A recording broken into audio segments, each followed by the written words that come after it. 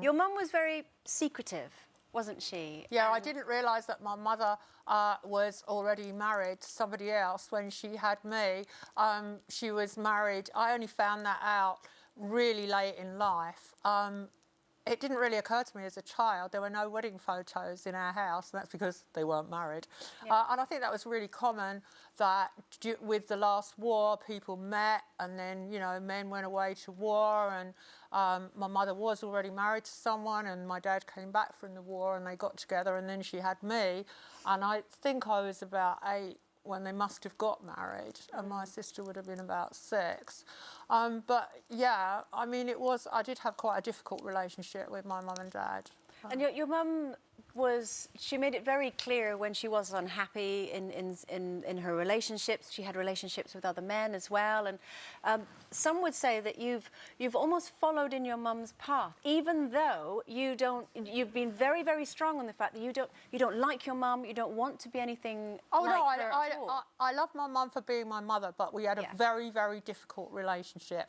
And I think when I got engaged when I was 18 or so, and then I broke it off, and then I ran away from home and lived with someone who I then married, she said to me that she was embarrassed that my behaviour was terrible, and that I was, you know, she couldn't hold her head up in the street because how I was behaving. And it was only years later that I discovered that actually my behaviour was a little bit like hers. But I think this is quite a common thing. And the other thing to remember, in slight defence of my mum, is that she grew up in a really poverty-stricken background, you know, a very, very close-knit Welsh family. Welsh was their first language, and my grandfather worked in a quarry, and when he couldn't work anymore, you know, my mother had to go out to work at 14. And, you know, I can understand the resentment that she must have felt about that. Because she just would, because she was highly intelligent and she was very gregarious. There are elements of my personality that I've got from her. And she wasn't very affectionate, was she? Is that why you find it hard to show affection, do you think? Well, my father didn't show affection. My father just talked to us as if we were, you know, I think he was a bit sad the war had ended, and you know, he was no longer in the army, and he just had these 2 women and my mother to boss about. And he was really strict at mealtimes. Tell us about that. Oh, yeah, my dad. We grew up in Fulham in West London, and we had like half a house, the bottom part of the house, and we had people living upstairs. And my dad used to make my mum put on a clean apron every night to serve tea at 6 o'clock. And I got pictures of my mum on holiday wearing pearls and an apron on the beach, you know, doing a picnic.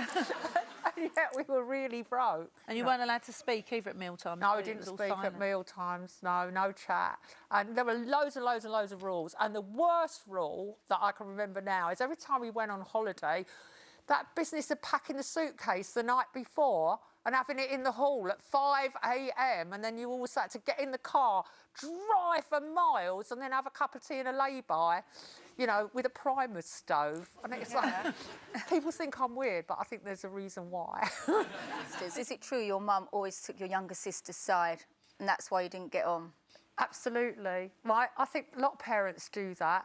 But sister, not that bad. Look at my sister. She's got curly hair, smiley face, and I'm already But on a serious matter, sulky cow. Didn't you try and plot to kill your sister, like to throw her down the stairs? Yes, I did plot to kill my sister. I was outraged when she was born. How dare my mother have another child? How dare she? Yeah, my sister was a much more happy, upbeat kind of person, and we had to share a bedroom. That's the other thing. No one asks you, do they? Just have another baby, plonk it down in your room.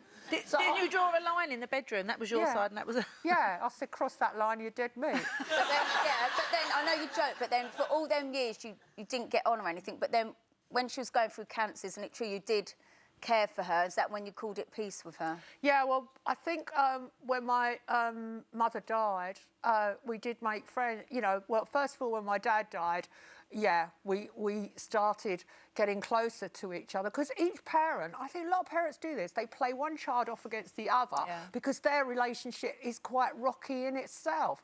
So my mother definitely always took my sister's side, and my dad was an engineer who started off as an electrician, and obviously he was very ambitious for me, and he used to take me to football and speedway and all those things and make models with me as a child. So, you know, he projected onto me what he would like to do. But yeah, when my sister and I got close, it was definitely after the deaths of our parents. And then when she got sick with cancer, yeah, I did support her and fund some of her treatment, you know, anything to prolong her life.